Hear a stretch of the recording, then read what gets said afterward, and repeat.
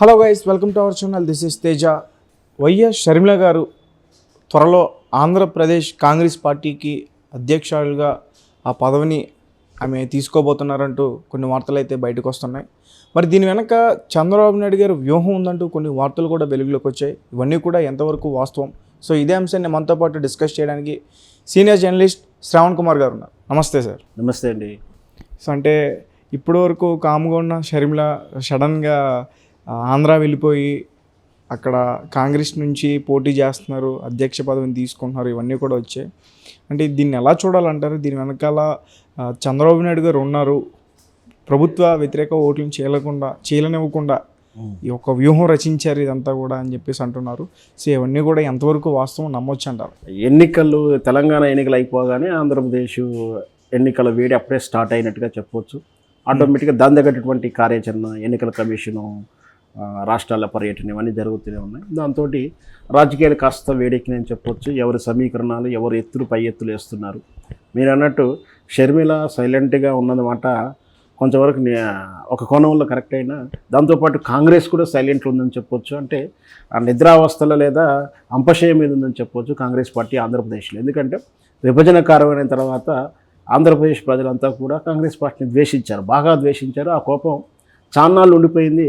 బహుశా మామూలుగా మన వ్యవహారికంగా చచ్చిందండి బాధ, చనిపోయిన తర్వాత కొన్నాళ్ళకు ఉంటుంది అన్నట్టు ఆ బాధను మర్చిపోయి కాంగ్రెస్ మీద ఇప్పుడు అంత వ్యతిరేకత లేదు. ఈ టైంలో కాంగ్రెస్ ముందుకు రావడానికి ప్రయత్నాలు చేస్తుంది. దానికి మొదటి నుంచి కూడా ఇక్కడ తెలంగాణ ఎన్నికల ముందు షర్మిల గారిని అక్కడ ఆంధ్రప్రదేశ్ వైజాగ్ నుంచి పోటీ చేయడం, ఆంధ్రప్రదేశ్లో ఆహ్వానించడం, ఇక్కడ తెలంగాణలో కాదు మనకు అవసరం లేదు అన్న పాయింట్ ఆఫ్ వ్యూలో. ఎందుకంటే ఆమె ఎక్కువ ఖమ్మం జిల్లాని ఆమె ఎక్కువ అడిగినటువంటి, పోలరైజ్ చేసుకున్నటువంటి విషయం ఏంటంటే పొత్తు పార్టీ మెర్జ్ చేసిన ఖమ్మం జిల్లాలో సీటు మాకు పాలేరు నుంచి అడగడం, ఎంపీ సీట్లు అడగడం, ఎమ్మెల్యే సీట్లు అడగడం. అక్కడ ఖమ్మం జిల్లాలో ఆల్రెడీ పొంగులేడు శ్రీనివాసరెడ్డి గారు ముందుకు తీసుకొచ్చి ఆయనకు ఒక ప్రామిస్ చేసి ఉండడం, ఆర్థికంగా బలంగా ఉన్న నాయకులతో ఒకే జిల్లాలో ఇద్దరు నాయకులను పెట్టడం, ఇదంతా కూడా కొంచెం ఇబ్బందికర పరిస్థితులు అని చెప్పేసి షర్మిల గారిని ఆమె ఎక్కువ శాతం అక్కడ ఆంధ్రప్రదేశ్ రాజకీయాలకు తీసుకెళ్ళడం ప్రయత్నం చేసినా అది కుదరలేదు. చివరకు ఎన్నికల ముందు మెర్జ్ అనేది లేకుండానే ఆమె పోటీలకు వెళ్ళే ప్రయత్నం చేయడం, పోటీ తర్వాత పోటీ నుంచి విరమించుకోవడం, మళ్ళీ ఇక్కడ కాంగ్రెస్కి మద్దతు ఇవ్వడం జరిగింది. అంటే ఇక్కడ కాంగ్రెస్తో వ్యవహారం డీల్ కుదరలే కానీ స్నేహబంధం కంటిన్యూ ఉందని చెప్పవచ్చు. సో దీన్ని ఇక్కడ ఆంధ్రప్రదేశ్లో వాడుకున్న ఉద్దేశంతో ఆమెను ఇప్పుడు మళ్ళీ ఆంధ్రప్రదేశ్ కాంగ్రెస్ కమిటీకి ప్రధాన పగ్గాలు ఇస్తుంది. అది ప్రచార కమిటీ అంటుందా, మరి అక్కడ ఏసీకి ఇస్తుందా, ఏమి ఇస్తుందా అనేది మనం వేచి చూడాలి. మొత్తం మీద ఇది ముందు తెర మీదకి రావడం అంటే ఆంధ్రప్రదేశ్లో చంద్రబాబు నాయుడు పీకే కలిసిన తర్వాత అనూహ్యంగా మళ్ళీ ముందుకు వచ్చిందంటే దీని వెనక చంద్రబాబు నాయుడు పాచికలు ఏమైనా కదుపుతున్నాడా? సార్ పీకే అంటే ఎవరు? ప్రశాంత్ కిషోర్ ఎన్నికల స్ట్రాటజిక్ అంటే పవన్ కళ్యాణ్ గారు కూడా పీకే ఎన్నికల కాదు. ఇక్కడ చంద్రబాబు నాయుడు రెండు పీకేలు ఉన్నాయి. ఒకటేమో పవన్ కళ్యాణ్, ఇంకొకటేమో ప్రశాంత్ కిషోర్. మొదట్లో ప్రశాంత్ కిషోర్ గారిని ఆయన బీహారీ గ్యాంగ్ అని, బీహారీ గుండా అని విమర్శించిన చంద్రబాబు నాయుడే చివరికి ఎన్నికల్లో గెలుపు కోసం తప్పని పరిస్థితుల్లో మళ్ళీ ఆయన కాళ్ళే పట్టుకున్నట్టు, ఆయన స్ట్రాటజికల్ స్కెచ్ తీసుకోవడానికి, పథకాలు ప్లాన్లు చేయడానికి సంప్రదింపులు జరిగాయి. బహుశా కలిసి పనిచేస్తున్నట్టు కూడా మనం అనుకోవచ్చు. అంటే మీరు ఏమంటున్నారు? చంద్రబాబు నాయుడు ప్రశాంత్ కిషోర్ని పిలిపించుకున్నారు, ఒక డీల్ కూడా కుదుర్చుకున్నారు. దాని తగ్గట్టు చర్చలు కూడా జరిగాయి.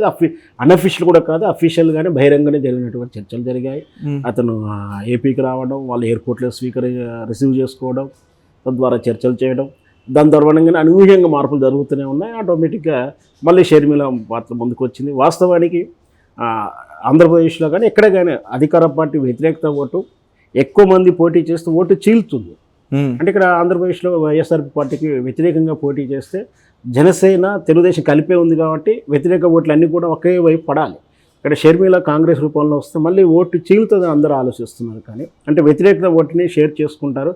అట్లాంటప్పుడు అధికార పార్టీకి ప్రయోజనం అవుతుంది అనేది ఒక వాదన ఉంది. కానీ వాస్తవానికి అందరికీ అర్థం కానిది ఏంటంటే ఇక్కడ షర్మిల ముందు తీసుకొస్తుంది, వ్యూహాత్మకంగా తీసుకొస్తుంది. ఇక్కడ చంద్రబాబు నాయుడు కానీ చంద్రబాబు తరఫున పనిచేసిన పీకే వ్యూహంలో భాగంగా చెప్పవచ్చు. ఏదైనా సరే అధికార పార్టీలో పాజిటివ్ ఓటును చీల్చడానికి ఏమైనా ముందుకు తీసుకొస్తున్నారు. అధికార పార్టీ నెగిటివ్ ఓటునేమో టీడీపీ ఆయన జనసేన క్యాచ్ చేసుకుంటుంది. సో చేసుకుంటుందా, చేసుకున్నది వేరే ఉద్దేశం.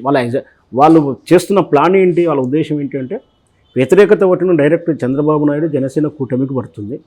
ఆగపోయిన తర్వాత వైఎస్ఆర్పి పార్టీ పాజిటివ్ ఓటు ఏదైతే ఉందో పాజిటివ్ బలమైన ఓటు శాతం పెరుగుతుంది. వైఎస్ఆర్సీపీ పార్టీకి సంబంధించిన నెగిటివ్ ఓటు కాంగ్రెస్ పడితే అది పాజిటివ్ అయిందని చెప్తున్నారా? కాదు. వైఎస్ఆర్పి పార్టీ నెగిటివ్ ఓటు అంటే ఆయన వ్యతిరేకించే వాళ్ళంతా కూడా జనసేన పార్టీకి తెలుగుదేశం పార్టీకి పొత్తులోకి ఓటేస్తారు. ఇకపోతే మరి వైఎస్ఆర్ఎంలకు ఎవరు వేస్తారు ఓటు? మరి నెగిటివ్ ఓటు క్యాచ్ చేసుకుంటుందా అంటే నెగిటివ్ ఓటు కన్నా మాకు పాజిటివ్ ఓటు ఉంది. ఏంటంటే అది జగన్మోహన్ రెడ్డికి ఉన్నటువంటి పాజిటివ్ ఓటు శాతం బలమైన ఓటు సామాజిక వర్గమైనటువంటి రెడ్డి సామాజిక వర్గాన్ని, క్రిస్టియానిటీ ఓట్లని, పైగా రాజశేఖర రెడ్డి సానుభూతి ఓట్లని, ఈ 3 ఓట్లని జగన్మోహన్ రెడ్డికి చాలా బలమైన ఓట్లు. వాటిని అదే ఇంటికి చెందినటువంటి జగన్మోహన్ రెడ్డి ఇంటికి చెందినటువంటి షర్మిల, అదే రాజశేఖర రెడ్డికి ముద్దుల కూతురు, ప్లస్ అన్నవదిన బాణం అని చెప్పి అన్నకు ఎండార్స్ చేసుకుని తిరిగినటువంటి ఆమె, సేమ్ అదే ఇంటి నుంచి వస్తూ ఆమె ఈరోజు ప్రజల్లోకి వెళితే ఆ రెడ్డి సామాజిక వర్గం కానీ, ఆ క్రిస్టియానిటీ ఓట్లు కొన్ని కానీ, లేదా వైఎస్ రాజశేఖర రెడ్డి గారి మీద ఉన్నటువంటి ఆ సానుభూతి కానీ కలిసి జగన్మోహన్ రెడ్డి పాజిటివ్ ఓట్లు అయినట్టు ఈ ఓట్లని వైఎస్ షర్మిల చీల్చే అవకాశాలు ఉన్నాయి. అలా చీల్చడం వల్ల వ్యతిరేక ఓట్లు ఎట్లాగే వెళ్ళిపోయి పాజిటివ్ ఓట్లు కూడా వెళ్ళిపోతే జగన్మోహన్ రెడ్డికి బలమైనటువంటి ఓటు శాతం దెబ్బతీయడంతో ఓటు గెలుపు శాతాన్ని లేదా సీట్ల శాతాన్ని దెబ్బకొట్టే ప్రయత్నంగా ఈ రాజకీయ ఎత్తుగడని ముందుకు తీసుకొచ్చారని చెప్పచ్చు. సార్, నాకు వచ్చిన డౌట్ ఏంటంటే రాజశేఖర రెడ్డి గారు ఆయన చనిపోయినప్పుడు కాంగ్రెస్ పార్టీ నుంచి ముఖ్యమంత్రిగా ఉన్నారు ఉమ్మడి రాష్ట్రానికి, ఆంధ్రప్రదేశ్కి. అప్పుడు ఆయన ప్రధాన లక్ష్యం రాహుల్ గాంధీ గారిని ప్రధానమంత్రి చేయడమే. సో మరి అది నెరవేరలేదు. ఇప్పుడు షర్మిల గారు అది నెరవేర్చడానికే తీసుకుంటున్నారా? ఇదొక కథనం కూడా వచ్చింది. ఇక్కడ 2 విభిన్న కథలు ఉన్నాయి దీని విషయంలో. ఎందుకంటే వాస్తవానికి వైఎస్ రాజశేఖర రెడ్డి గారు ఉన్నప్పుడు కాంగ్రెస్కి చాలా బలంగా ఉంది. ఆంధ్రప్రదేశ్ తరఫున ఆ రోజు మనకు ఉన్నటువంటి ఉమ్మడి ఆంధ్రప్రదేశ్ 44 సీట్లు, దాంతోపాటు ఆయన ప్రభావంతో కర్ణాటక కానీ ఇట్లా కానీ కాంగ్రెస్ కూడా బలిష్టమైనటువంటి నాయకత్వ లక్షణాలు చూపించే సౌత్ నుంచి అన్నట్టుగా ఆయన క్యాంపెయిన్ చేసేవాడు. నిజంగా కూడా రాహుల్ గాంధీ గారు ప్రధానమంత్రి అవ్వాలని ఆయన ప్రయత్నం చేసిన వాస్తవం. ఒకవేళ అది నిజమే అవుతుండొచ్చు. కానీ అనూహ్యంగా అనుకోకుండా దురదృష్టవశాత్తు ఆయన చనిపోయినాడు.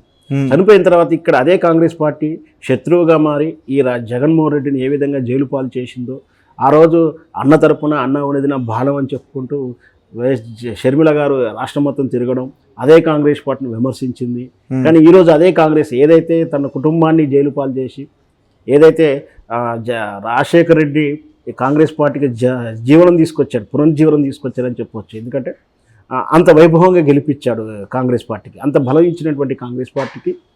అతను మరణించిన తర్వాత అదే రాజశేఖర రెడ్డిని అవినీతి పరుడు అని చెప్పేసి అతని మీదనో అతని కొడుకు మీద కేసులు పెట్టి వేధించిన విధానాన్ని ఈ షర్మిల గారే ప్రజల్లోకి తీసుకెళ్ళి. ఎందుకంటే అతను జైల్లో ఉన్నాడు 13-14 నెలల వరకు జైల్లో ఉన్నప్పుడు ఆ వాయిస్ అంతా వినిపించింది ఈవిడే. కానీ మరి ఈరోజు అదే కాంగ్రెస్ పార్టీతో ఎండార్స్ అవుతూ, లేదా కాంగ్రెస్ ఒకరితో పుచ్చుకొని కాంగ్రెస్ ఆ గొంతుగా ఏం మాట్లాడుతుందో మనం ప్రచారంలో చూడాలి. మొత్తం అయితే మరి ఇదంతా ఊహాగానాలే. కానీ ఇదంతా కూడా ఎందుకు చేస్తుంది అంటే మరి అన్న మీద ద్వేషమైనా, అన్న మీద కోపంతోటైనా. ఈరోజు అక్కడ ఫ్యాక్షనిస్ట్లో ఒక సూత్రం ఉంటుంది, శత్రువును జయించడానికి మళ్ళీ ఇంకో శత్రువుతో మిత్రత్వం చేయాలన్నట్టుగా అన్నని మరి ఆపోజిట్ ఓడించడానికి మళ్ళీ ఏనాడైతే ఆ రోజు జైలు కారణం కాంగ్రెస్ పార్టీతో స్నేహం చేస్తుంది. మరి అక్కడ అధిష్టానం మరి పొద్దున ఒక ప్రచార కమిటీ ఇస్తుందా, అసలు ఏసీసీ ప్రెసిడెంట్ ఇస్తుందా, మన ఏపీకి సంబంధించిన రాష్ట్ర పదవి ఇస్తుందా, మరి వేచి చూడాలి. ఏ విధంగా ఎండాప్ చేస్తుంది, దీన్ని ప్రజలు ఏ విధంగా అర్థం చేసుకుంటారో కూడా మనం చూడాల్సింది. Okay sir, thank you so much sir.